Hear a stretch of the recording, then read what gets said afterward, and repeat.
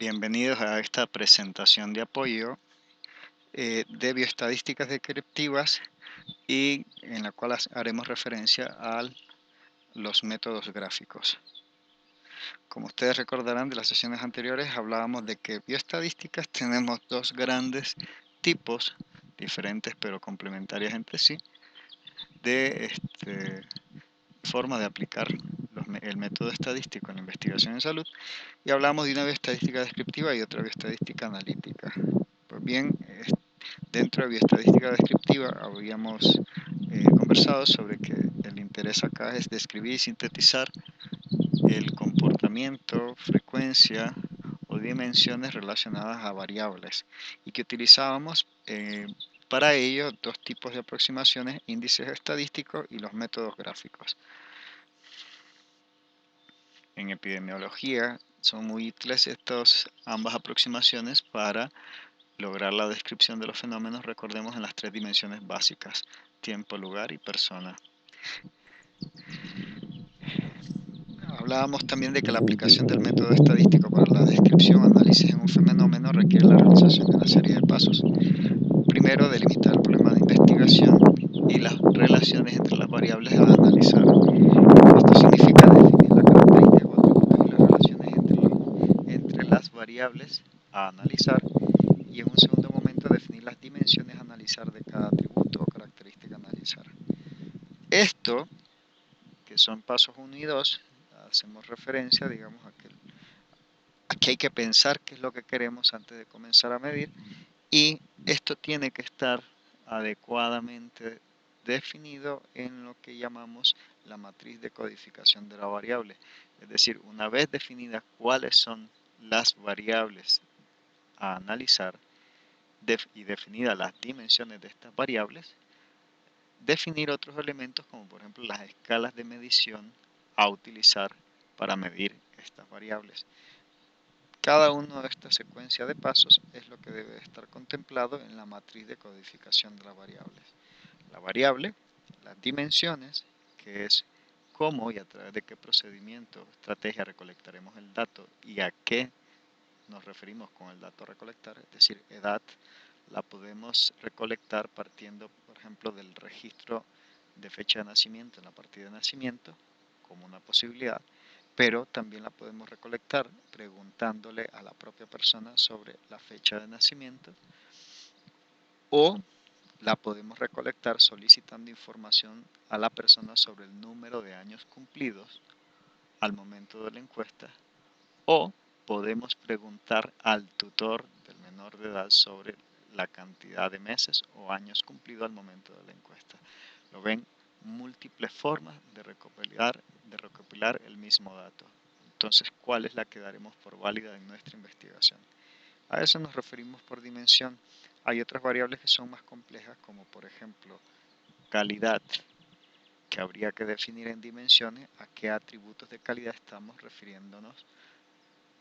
Por ejemplo, podríamos definir que al evaluar calidad nos interesa únicamente calidad técnica del procedimiento, o calidad instrumental, que se refiere a si se están utilizando los instrumentos normados para la realización del procedimiento, o calidad entendida como eficiencia, ¿no? O sea, si los gastos a los que incurrí para realizar o para generar el producto deseado son los que contemplé en la planificación o no. O sea, la cuestión es tener bien claro acá, en este ejemplo, a qué nos estamos refiriendo con calidad, y dejar muy claro las dimensiones de calidad a las que estaríamos aproximándonos. Algo que habíamos hablado en la sesión anterior es que al escoger nosotros la dimensión, básicamente estamos asignando a la variable el tipo de escala de medición que utilizaremos para medirla. Muchas veces, pero siempre es necesario dejar manifiesto o explícito cuál es la escala de medición. Y la escala de medición es la que dejaremos señalada en la columna de codificación. En este caso, ustedes ven, por ejemplo, sexo. Si bien si codificamos para la variable sexo las dos dimensiones posibles, masculino y femenino, en la codificación lo que hacemos es a cada una de estas categorías asignamos un valor numérico de representación. En este caso 1 para masculino y 2 para femenino. Pero ojo, vean que la escala de medición utilizada acá no infiere orden. Es decir, 2 no es más que 1, ni 1 es más que 2, o 1 no es menos que 2. Ni al sumar masculino más femenino, o sea, 1 más 2 me dará 3. En este caso, si bien en la escala de medición asigno números, esta escala hace referencia a una escala de tipo nominal. No infiere orden ni dimensiones entre las categorías. A diferencia del 1 y 2 que podríamos encontrar, por ejemplo, en la variable P4 lugar de comida, donde 1 y 2 nuevamente no infiere orden ni cantidad. Pero, por ejemplo, en ejercicio, que es la variable P6, veamos que 1, 2 y 3 son valores numéricos asignados a una variable donde las categorías sí implican un orden que va de muy importante a poco importante o a menos importante, es decir, de mayor a menor importancia. En este caso estaríamos hablando de una escala ordinal.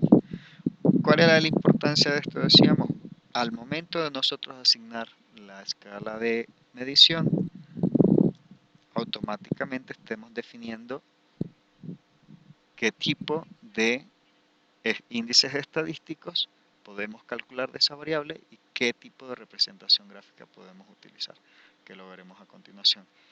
Ojo, vuelvo a repetir, veamos que para las variables, que la escala de medición no es propia de cada variable, sino que nosotros la asignamos. Les ponía el ejemplo de ingesta de cerveza, donde para la misma variable, ingesta de cerveza, podemos tener múltiples formas de medirla y a través de diferentes escalas de medición. Por ejemplo, la primera, la A, es de tipo discreta, número de cervezas consumidas, aquí como número de botellas, o como continua, cantidad en mililitros consumidos, con 2 decimales, 3 decimales, etc. La C, por ejemplo, una escala ordinal, de 1 a 2 cervezas, de 3 a 5 cervezas, más de 5 cervezas, etc. O una escala de tipo nominal, como en el caso de la opción D, donde tenemos, digamos, tipo de cerveza consumida o que se ingiere. Tenemos Corona, Victoria, León, Pacífico, otras. Donde ven, una no quiere decir más que la otra, simplemente son diferentes opciones que pueden tener exactamente el mismo peso. Variables que tradicionalmente definimos como continuas, también podemos medirlas a través de otro tipo de escalas, como por ejemplo edad. Si respetamos el tipo de variable, pues lo ideal sería siempre poderla medir como una variable continua. Es decir, fecha de nacimiento nos da una aproximación más exacta de la edad cumplida de la persona, o utilizar una variable discreta, medirla como una escala, con una escala discreta, por ejemplo, edad en años cumplidos, o como una variable ordinal, el año de nacimiento. Pues bien, decíamos, en función de la escala de medición asignada, que es lo que tenemos acá como tipo de variable, tendremos índices estadísticos que son posibles de calcular. Es decir, una vez definida la escala de medición, automáticamente estamos delimitando la cantidad de índices estadísticos que podemos generar para esa variable. Aquí la primera recomendación, siempre que sea posible medir una variable a través de una escala continua, hagámoslo, porque son las variables de tipo continua la que mayor cantidad de índices estadísticos generan. Ya si posteriormente queremos analizarla como variable, por ejemplo, de tipo, asignar otro tipo de escala de medición, pues siempre podríamos agrupar los valores, pero nunca podemos a partir de una escala de datos agrupados desagruparlos posteriormente. Entonces, por favor, siempre que podamos, siempre que sea posible recoger la información de una variable a través de una escala de medición continua, hagámoslo, porque estaremos perdiendo menos cantidad de formas posibles de analizar esa variable. Es decir, tendremos una mayor cantidad de índices estadísticos posibles de calcular. E inmediatamente que definimos el tipo de escala de medición, no solamente estamos definiendo el tipo de índice estadístico a utilizar, sino además el tipo de gráfico susceptible de utilizar para representar la información de esta variable. Ese es el ejercicio que ustedes están haciendo esta semana, agrupar los tipos de gráficos y a qué tipo de variables pueden utilizarse para representar a través de los mismos. O sea, lo que tienen que construir al final ustedes será una tabla, un mapa, digamos, de procesos de análisis de información con técnicas descriptivas de esta naturaleza. Tipo de gráfico, perdón, tipo de variable, índices estadísticos y tipos de gráficos. Ahora, el trabajo que ustedes están haciendo estas semanas acerca de generar tablas, resumen de tipos de gráficos y variables susceptibles en las que se puede utilizar, pues en resumen es algo muy similar, aunque esto es muy burdo, es muy reduccionista, pero nos da una idea, digamos, de la movilidad que tenemos nosotros. Lo que nos dice esta gráfica es, hombre, depende del tipo de variable, podemos utilizar o no algún tipo de estrategia de representación gráfica. En este tipo, por ejemplo, lo que te dice es si la variable es cualitativa, ya sea ordinal o nominal, y en algunas variables discretas, sobre todo las que tienen pocas categorías de análisis, yo te diría, es posible graficarlas adecuadamente a través de gráficos de barra. En algunas ocasiones también es posible utilizar el gráfico circular para este tipo de variables, sobre todo cuando hay pocas categorías de análisis y de referencia nunca utilizarlo cuando la variable es de tipo ordinal. Si es de tipo ordinal, priorizar método de barras. Para las variables de tipo continua, o sea, las que estoy midiendo con una escala de medición de tipo continua, hay otras medidas gráficas que serían más convenientes, en este caso los histogramas, polígonos de frecuencia y ojivas, entre otros. No están todos los métodos gráficos acá. Digo, es solamente un bosquejo que permite sistematizar lo que anteriormente yo ya les había expresado. Bueno, veamos entonces que alguna recomendación que hago, que para mí es primordial a la hora de una investigación. Antes de comenzar a medir, pensemos en lo que queremos medir y cómo lo queremos medir. Si tenemos lo anterior claro, o sea, que la asignación de una escala de medición delimita índices estadísticos y estrategias gráficas posibles a realizar, pues es necesario dedicarle un tiempo a la planeación sobre cómo vamos a construir nuestra matriz de codificación. Entonces, veamos cómo ligamos esto con el tipo de medidas estadísticas. Para los datos cuantitativos habíamos dicho, bueno, índices estadísticos susceptibles a utilizar, pues podemos utilizar media como medidas de resumen, medidas de resumen central, la media o promedio.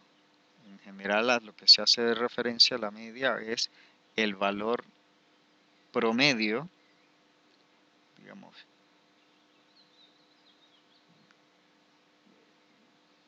que el valor promedio que encontramos en una distribución de valores.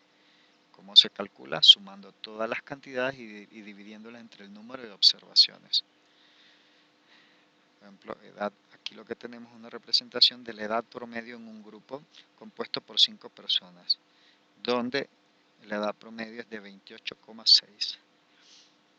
Vemos que, habíamos dicho anteriormente, para describir adecuadamente una variable de tipo cuantitativo, si estamos utilizando como valor de tendencia central la media, pues es interesante tanto el valor de tendencia central como tener una imagen de qué tanto se alejan los valores en los extremos, en ambos extremos, tanto valores menores o superiores al promedio, qué tanto se alejan los valores en este grupo respecto a ese valor promedio.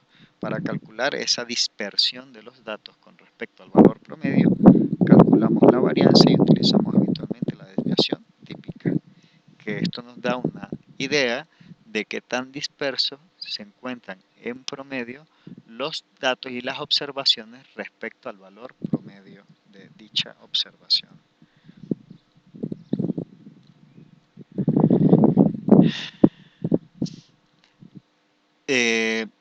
Veremos luego los criterios de normalidad dentro de una distribución, pero la idea es, en resumen, digamos, que podemos utilizar las propiedades de distribución normal en muchas de las distribuciones de valores para analizar adecuadamente este tema de el valor medio o promedio y el tema de las desviaciones estándar. Gráficamente, desviación estándar ustedes la deben de entender de esta manera. Si ustedes ven esta gráfica es la campana de Gauss. Ahora, esta curvatura lo que nos habla es de una distribución de probabilidad de ocurrencia de los números debajo de ella. Es decir, los valores que están en la parte central tendrán mayor probabilidad de ocurrencia dentro de esta distribución de valores. O sea, son aquellos valores que están dentro de, a la derecha y a la izquierda del valor promedio dentro de esa distribución. Ahora, si ustedes ven esta curva a su izquierda, hay un momento en que pasa de cóncava a convexa.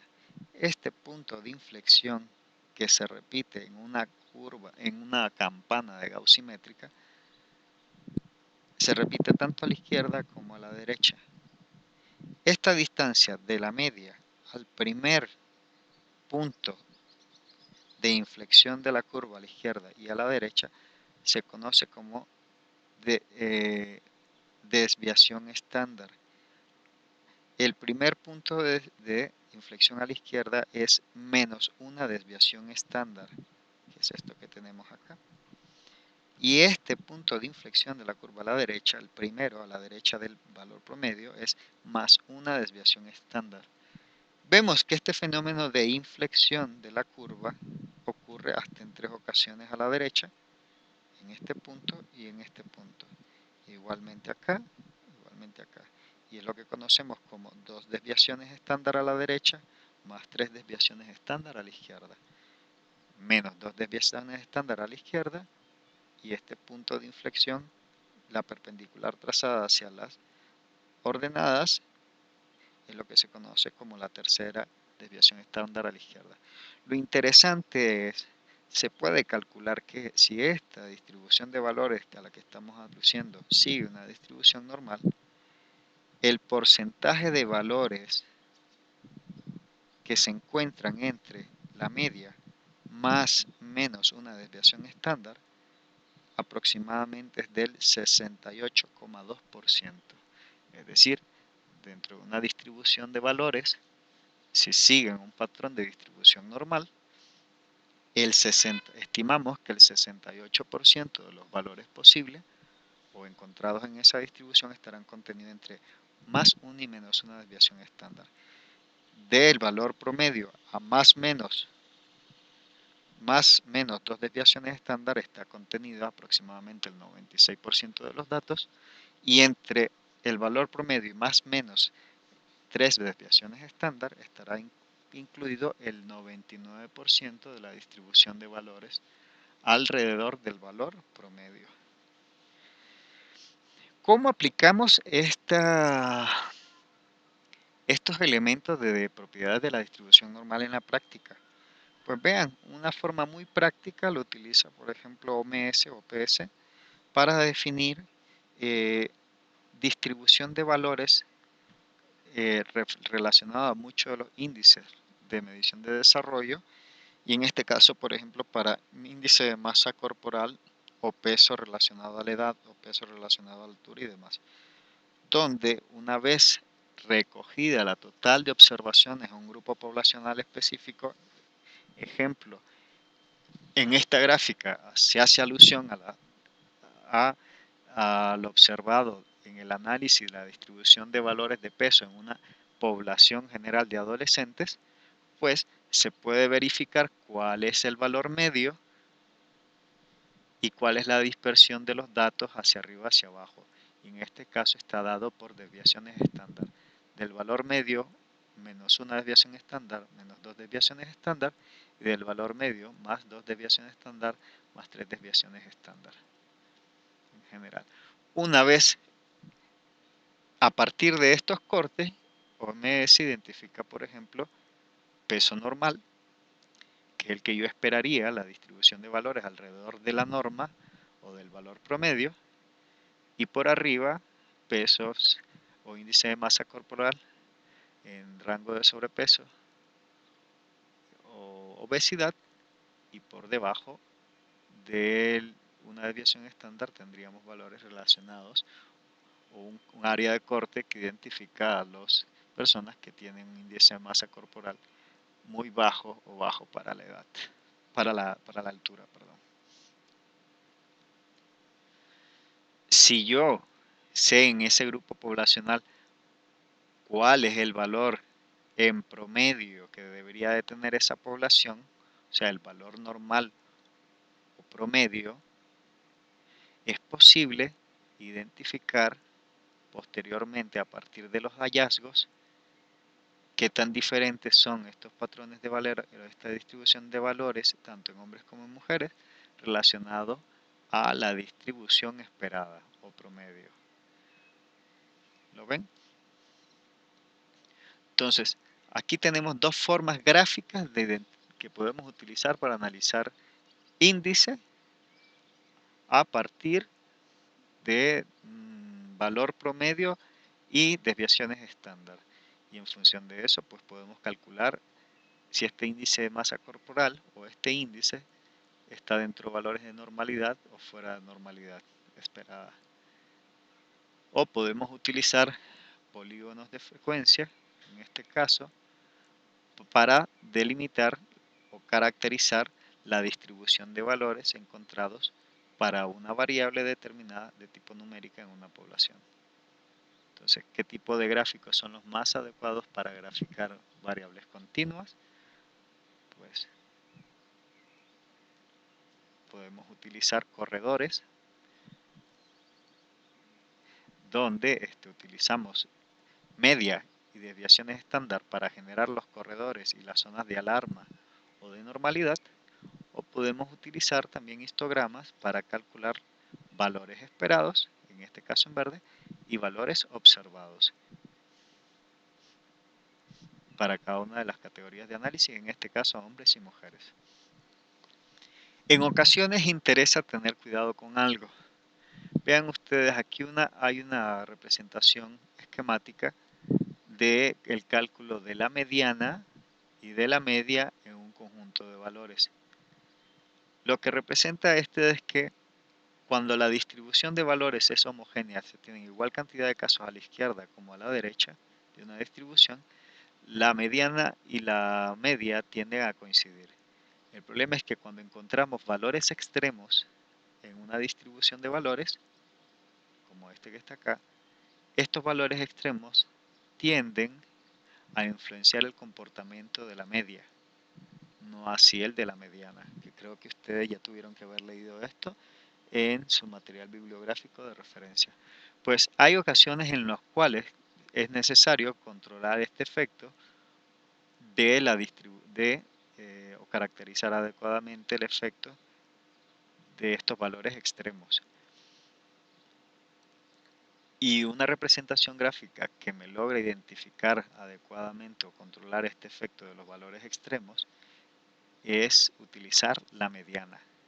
Ahora, si utilizamos la mediana como método de resumen central para identificar el valor central que divide en dos las observaciones tanto a la izquierda como a la derecha, tendríamos que utilizar los cuartiles, deciles o quintiles como medidas de dispersión.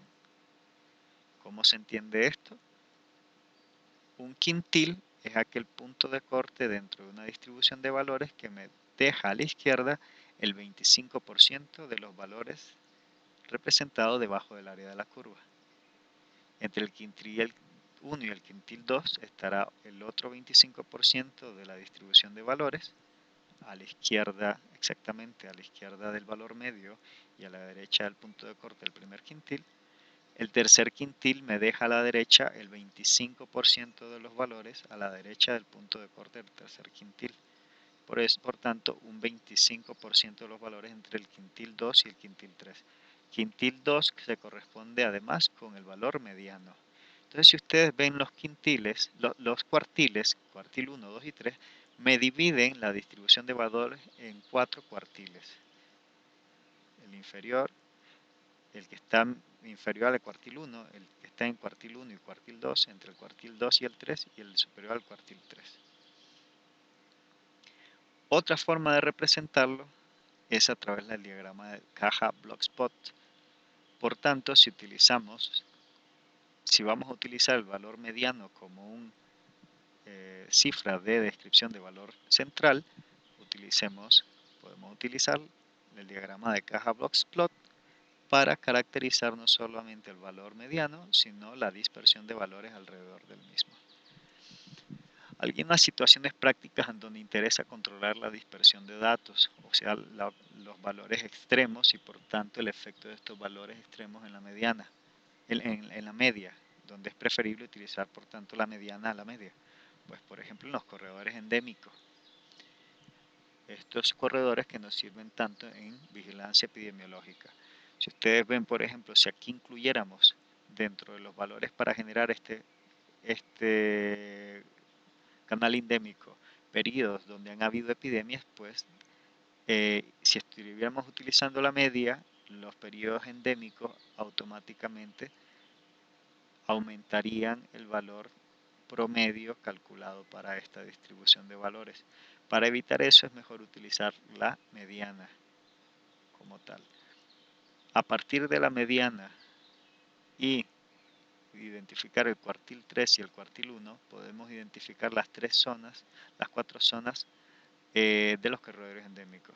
La zona de éxito por debajo del primer cuartil, la de seguridad entre el primer cuartil y la mediana, la de alerta entre la mediana y el tercer cuartil y la epidémica por arriba del tercer cuartil.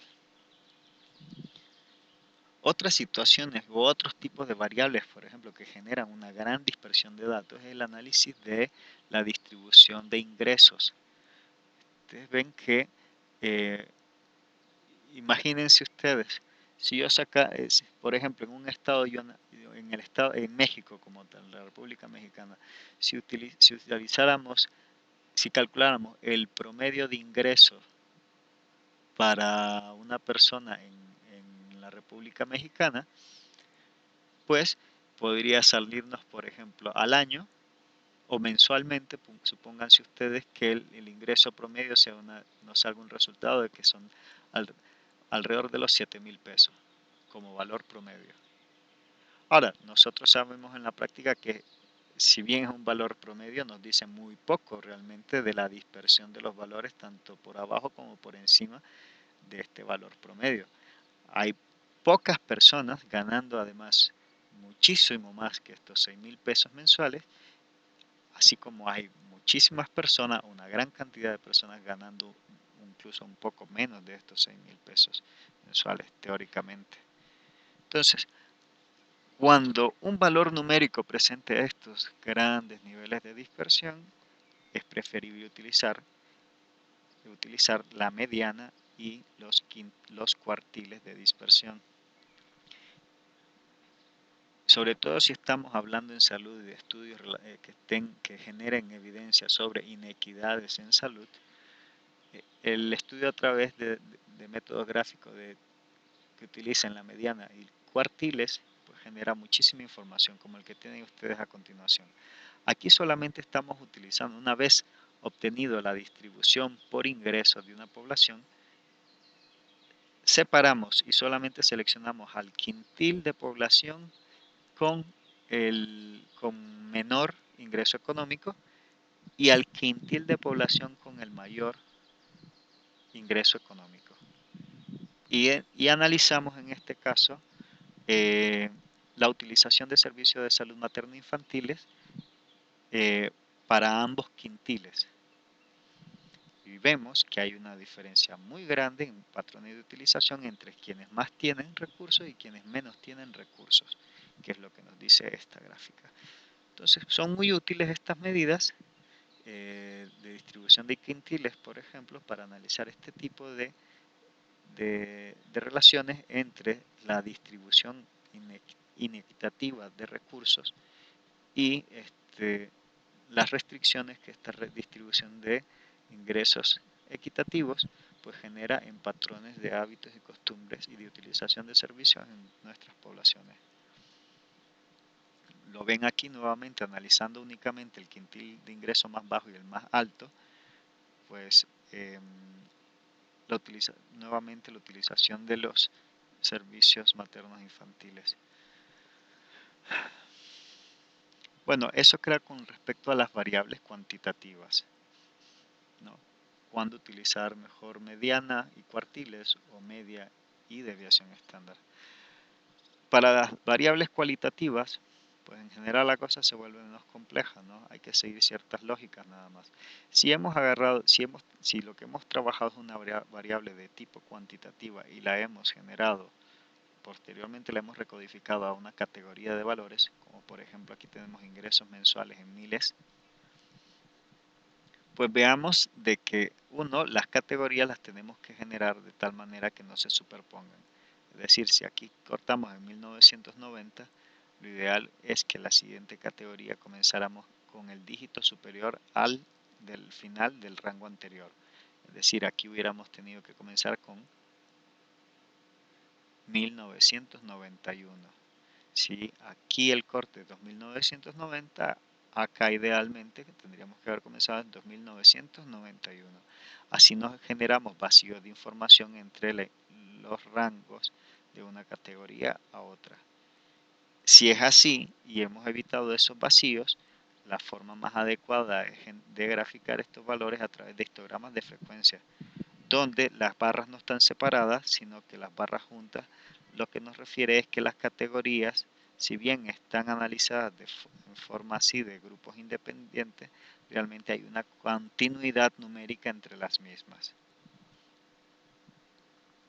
Entonces, histogramas cuando son categorías de valores de variables cuantitativas que han sido categorizadas.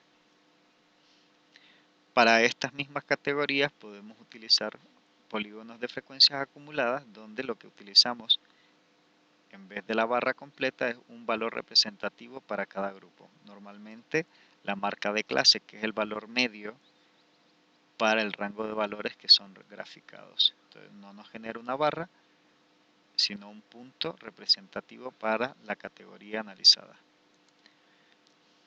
Nuevamente, un polígono de frecuencias con las marcas de clase o el valor medio representativo de cada categoría analizada. Si la variable es de tipo cualitativa, pues dos opciones. Podemos utilizar gráfico de pastel siempre y cuando haya muy pocas categorías de análisis. Ojo, el problema con los pasteles es que se pierde la visualización de la continuidad o del orden de las categorías. Por tanto, si la variable es de tipo cualitativa ordinal, siempre será preferible utilizar una barra, un gráfico de barra, respetando siempre que el orden de las barras debe ir de menor a mayor. ¿Lo ven? Si aquí la variable cualitativa es periodos de años, por ejemplo, o rangos de años, siempre es necesario que vaya de menor a mayor.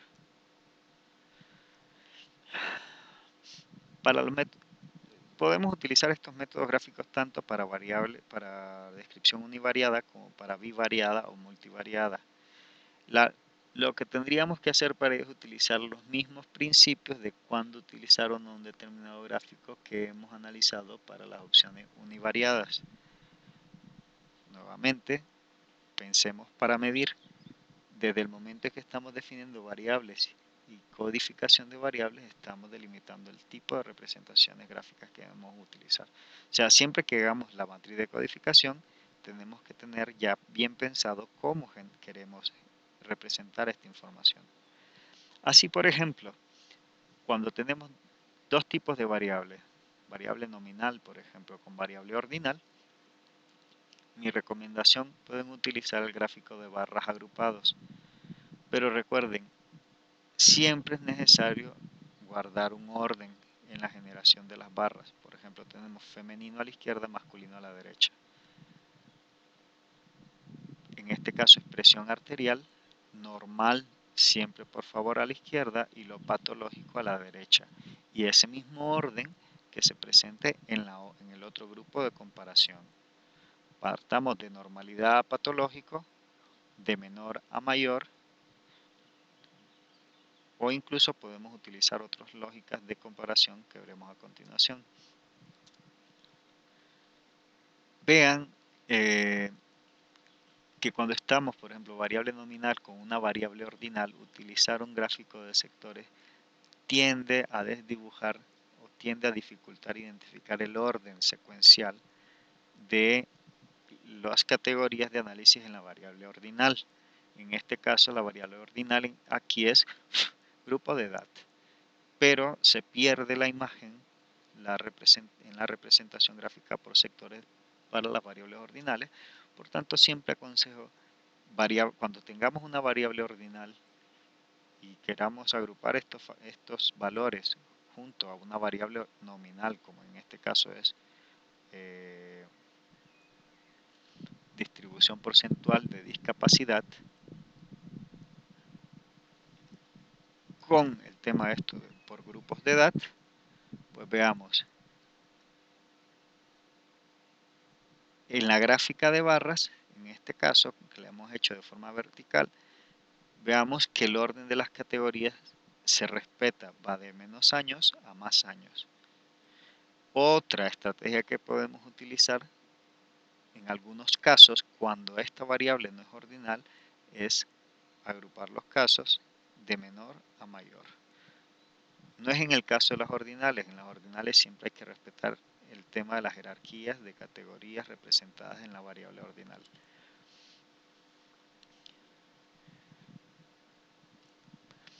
Otra situación, por ejemplo, sexo, variable nominal, versus nivel académico. Entonces, ideal, las categorías dentro de cada una de las opciones de agrupación, en este caso hombres y mujeres, siempre deben de respetar la lógica de agrupación o el sentido propuesto por las categorías de análisis en la variable ordinal. Aquí a la izquierda se ponen las de mayor nivel educativo y a la derecha las de menor nivel educativo, o sea, va de más a menos. Y la misma disposición o orden debe de seguir en la siguiente grupo de comparación. Cuando tenemos dos variables de tipo nominal, pues puede ser, no es necesariamente prescindible o imprescindible ordenar, no hay forma de ordenarla por categorías de codificación de la variable ordinal, en este caso tipo de discapacidad. Aunque una estrategia que podemos utilizar para facilitar la interpretación de los datos, podría ser ordenar las frecuencias de aquellas patologías que presentan una menor cantidad de frecuencia a aquellas que tienen una mayor distribución de frecuencia. Y de esa manera al lector le facilitaremos la identificación de cuáles son las categorías menos prevalentes y las que tienen mayor nivel de prevalencia. Veamos variables nominales versus variables de escala continua. En este caso, por ejemplo, mortalidad medida en tasas y la distribución por entidad federativa, que en este caso es la variable cualitativa nominal. Aquí tenemos la tabla, pero veamos, una forma muy interesante es hacer utilización de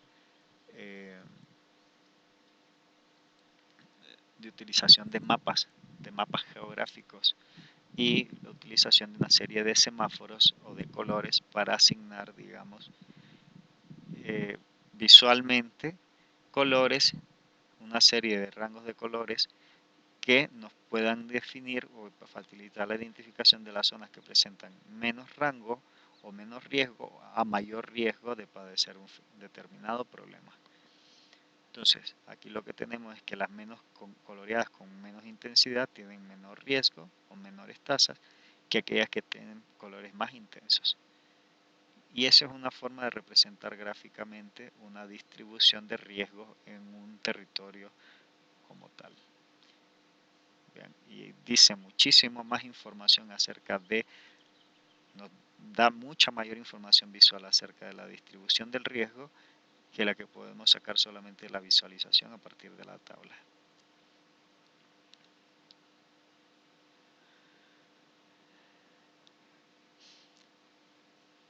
Acá tenemos una escala nominal versus variables de escala continua, ¿no? Nominal, que es sexo, y la variable continua, que es el tema de la proporción de salarios de las mujeres con relación a los salarios de los hombres fuera del campo de la agricultura, ¿no? Entonces, este tipo de representaciones gráficas es posible hacerlo con barras verticales. Cuando tenemos dos variables cuantitativas, pues utilizar aquel tipo de representaciones gráficas que permitan generar una escala cuantitativa tanto en las Y como en las X, ¿no? Con las abscisas como en las ordenadas. Esto es, por ejemplo, un cuadro de distribución de frecuencias, de identificación de comportamientos, de tasas de mortalidad y de natalidad en diversos periodos decenales, así como el gráfico del comportamiento de las tasas de crecimiento natural dada por crecimiento definido por el natalidad, perdón, de una representación de las tasas de crecimiento natural total en la población de México desde 1930 a 1950, donde a la izquierda lo que tenemos son las tasas de crecimiento y acá el periodo de los decenios. Algunas recomendaciones para las gráficas bivariadas. Si estamos graficando una variable ordinal, respetar el sentido de la escala, de menor a mayor o de mayor a menor, de ausencia a presencia, de menos a más, como ya les había dicho. Y esto facilita muchísimo al lector la interpretación de los datos. Si estamos graficando variables de escala ordinal, respetar el sentido de la escala de menor a mayor.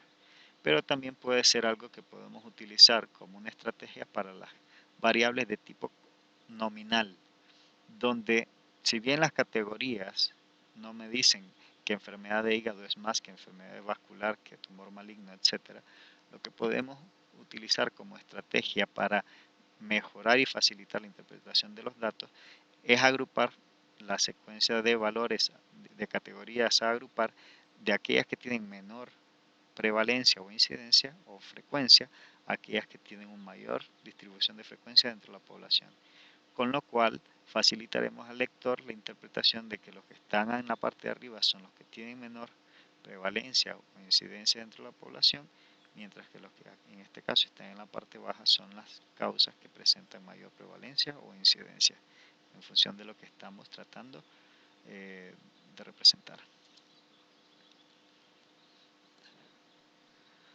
Ahora, y aquí algunas consideraciones, que si estamos representando variables de escala nominal, hay que siempre probar varias opciones, ¿no? ¿Cuál de las opciones me genera mejor patrón de identificación de los datos o del mensaje que yo quiero enseñar? Yo le diría, por ejemplo, aquí están graficando cómo se percibe las personas, tanto masculinos como femeninos, a partir de una encuesta, si se refieren que tienen enfermedad articular o no refieren a enfermedad articular, o cuando no saben si tienen o no enfermedad articular. ¿Cómo se identifica mejor el patrón de porcentaje de población o en cada categoría, femenino o masculino, qué porcentaje de la población está refiriendo una mayor percepción de morbilidad? Pues vean, Aquí para mí es más fácil con la representación gráfica a la derecha, donde cada columna hace referencia al 100% de personas a las cuales se les hizo la pregunta, tanto del sexo femenino como del sexo masculino. El color, la barra azul, me indica aquellos que no perciben morbilidad, y la rosa, la naranja en este caso, los que sí perciben morbilidad.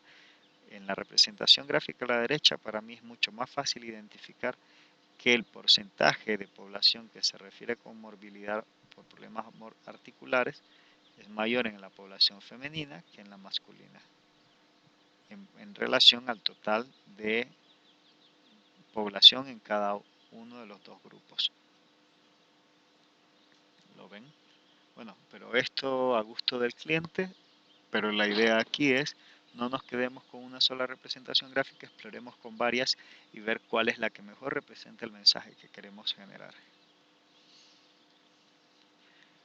Podemos tener gráficas más complejas que no solamente nos den salida a la relación de dos variables, sino incluso hasta más variables.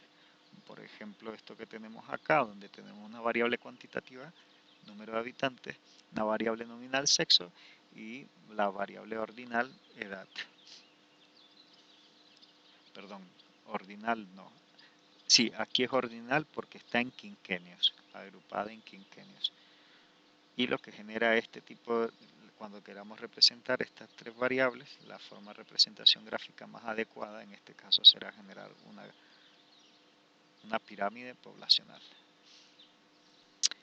Pues bien, esto es un breve repaso que espero que les haya servido para profundizar un poco más sobre el tema de las opciones gráficas de representación gráfica con las que contamos y cuándo es preferible utilizar una u otra y tener en consideración algunos requisitos básicos para la representación de las variables. Es decir, en función de la escala de medición asignada, generemos el tipo de representación gráfica más adecuada. Hasta aquí la presentación y deseo éxito en el trabajo de esta semana.